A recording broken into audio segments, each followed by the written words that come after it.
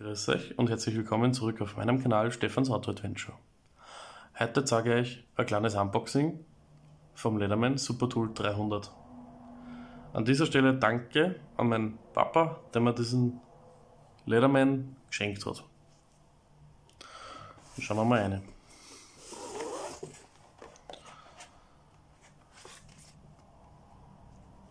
Das werde ich jetzt nicht alles vorlesen, wenn das interessiert. Ihr könnt da auf Pause drücken, könnt euch das alles durchlesen.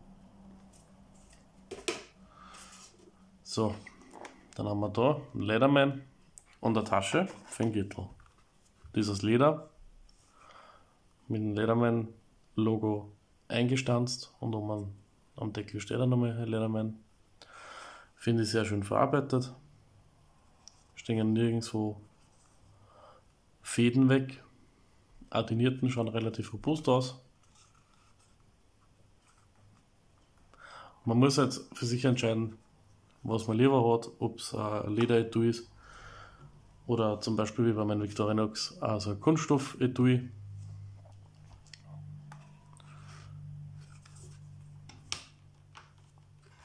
So, schauen wir sich den Leatherman an. Leatherman Super Tool 300.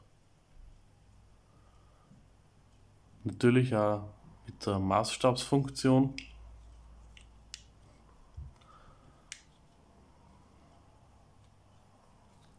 Wenn man was abmessen will. Aber schauen wir es ihn genau an. Was mir beim Leatherman sehr gut gefällt, ist gleich einmal, dass man die Seitenschneiderelemente auf beiden Seiten je mit einer Schraube austauschen kann.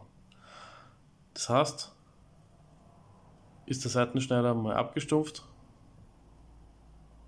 kann man sich einfach Reserveelemente bestellen und diese dann austauschen.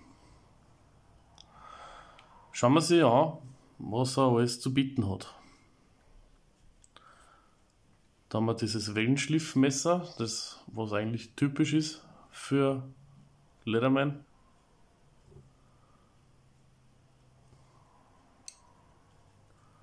Natürlich auch noch eine Säge. Die schaut auch nicht schlecht aus. Was haben wir da nur drinnen? Ein Kapselheber, Kreuz- und Schlitzschraubendreher.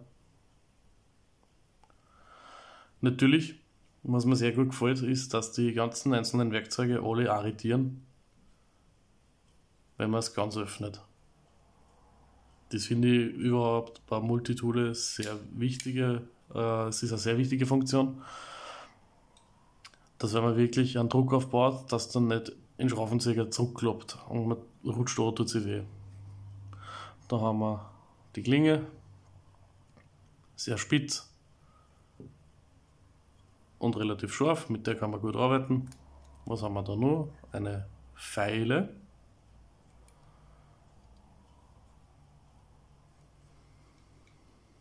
Und da in der Mitte haben wir noch einen größeren Schlitzschraubenzieher.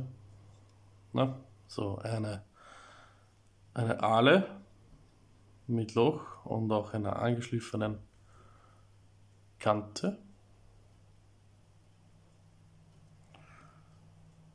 Und dann haben wir da einfach nur zwei verschieden große Schlitzschraubenzieher. Und relativ, wir schauen, ob ich das jetzt rauskriege. Also das wahrscheinlich wieder ein T dann. Genau. So, kann man da hin.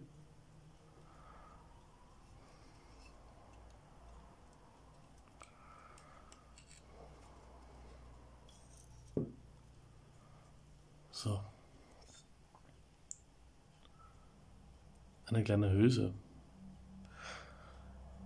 Da kann ich nur vermuten, dass man sich da halt ein Bandel anmachen kann, dass man, wenn man eingesteckt hat, bei der Gürtelschlaufe nur mehr fixieren kann. Oder falls das eine andere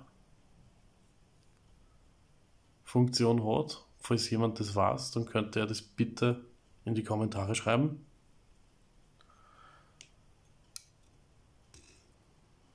ja. Das ist das Leatherman Super Tool 300. Es ist nicht so schwer. Mein Victorinox, was ich vorher gezeigt habe, das kann ich noch mal kurz sagen. Das ist schon gefühlt ein bisschen schwerer. Beim Victorinox kommst du halt außen an die Werkzeuge heran, die was beim Leatherman halt innen liegen. Wenn der Leatherman zu ist, das Multitool, kommst du außen nicht dran. Beim Victorinox habe ich alles, was ich brauche, gleich heraus. Arretiert auch. Man kann es wieder zumachen. Man hat da die Sicherung. Mir gefallen beide Multitoole sehr gut. Wie gesagt, den Leatherman habe ich erst geschenkt gekriegt, den habe ich noch nicht ausprobiert. Und das Victorinox ist schon jahrelang mein Begleiter. Zum Thema Multitool ins EDC. Finde ich, ist Geschmackssache. Jeder, der was das gerne möchte, kann das gerne machen. Ich habe meistens bei meinem Messer, was ich am Gürtel trage, nur ein Multitool zusätzlich am Gürtel um. Und das genügt mir. Da brauche ich dann nicht extra noch mal ein zweites ins EDC da, weil ich habe eins am Gürtel um bei meinem großen Messer und ich habe das Victorinox Huntsman in meinem EDC drinnen. Das habt ihr im letzten Video gesehen, wer es angeschaut hat.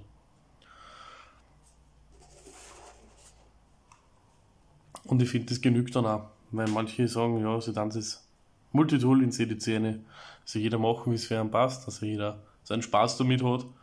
Und wenn es wirklich ernst vorher eintritt, dass ich mit dem EDC auskomme, ich komme mit meinem EDC aus, so wie ich es zusammengestellt habe. Vielleicht ändert sich das einmal in einem halben, dreiviertel Jahr, man weiß es nicht. Man verändert sich ja ständig. Ja. Wenn ihr zum Victorinox Multitool auch mal ein Video haben wollt, dann kann ich das gerne sagen. Ich muss nur im Internet nochmal nachschauen, welches Modell das genau ist. Weil beim Victorinox habe ich die originale Schachtel nicht mehr dazu, weil eben dieses Modell habe ich schon mehrere Jahre bei mir und eigentlich immer griffbereit. Und das ist jetzt egal, Victorinox oder Leatherman sind beide sehr gute Multitool. Victorinox hat eine sehr scharfe Klingen, aber die vom Leatherman schaut genauso scharf aus. Es ist Geschmackssache, ob Victorinox oder Leatherman. Ich gebe euch nur einen Tipp. Wenn ihr euch eins in schwarz kaufen wollt, greift eher zu Victorinox. Bei die Leatherman geht die Farbe relativ leicht runter und man hat jedes Mal, wenn man damit gearbeitet hat, die Farbe auf die Finger. Drum, wer schwarzes haben will, sollte vielleicht eher zu Victorinox greifen, was genauso eine gute Marken ist wie Leatherman.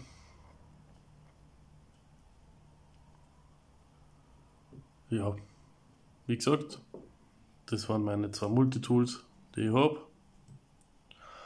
Das war bis jetzt mein stetiger Begleiter, aber jetzt werde ich mal den nehmen und austesten, ausprobieren. Und dann wird es einmal vielleicht ein Fazit kriegen, welcher das ich lieber dabei habe. Vom Gewicht her ist der, wie gesagt, wirklich einiges leichter als wie Victorinox, obwohl es Victorinox etwas kleiner ist. Kommt das da gut rum? So. Sieht man vielleicht so ein bisschen besser. Ja, also so einen halben Zentimeter kleiner, wenn es ausgeklappt sind. Auch im zusammengeklappten Zustand schaut das Victorinox ein bisschen zierlicher aus als wie der Leatherman. Was aber nicht negativ sein soll, sondern das einfach nur sind die optischen Tatsachen, weil es ist halt auch so. Liegt ja nicht an mir. Schreibt mal in die Kommentare, was ihr gern für ein Multitool dabei habt, was euch ein Favorit ist. Weil es gibt ja sowohl beim Leatherman als auch beim Victorinox so viele verschiedene Multitools. Und ich weiß, dass das Supertool 300 Preis-Leistung sehr gut liegt mit knapp 130 Euro. Das Victorinox ist weitaus teurer als wir das Supertool 300. Falls jemand sich eins kaufen will und nicht so viel Budget ausgeben will, der die ja dann bei den Leatherman einmal schauen. Die haben relativ gute und günstige, weil knappe 130 Euro für den Leatherman finde ich jetzt da preislich nicht schlimm. Das Victorinox, ja, das kriegt man unter 200 Euro gar nicht. Das, was ich da habe. Leider steht auch da nur Victorinox drauf und nicht die genaue Modellbezeichnung. Aber eigentlich geht es in dem Video mehr um den Leatherman, dass ich den angeboxt habe und das, was ich euch vorgestellt habe. Ich hoffe, euch hat das Video gefallen. Ich wünsche euch noch einen schönen Tag, bleibt gesund, schreibt ein paar Kommentare, welcher Multitool für euch mit hat. Das würde mich freuen, wenn man sich ein bisschen austauschen kann. Ich wünsche euch noch einen schönen Tag. Habe die Ehre, euer Stefan.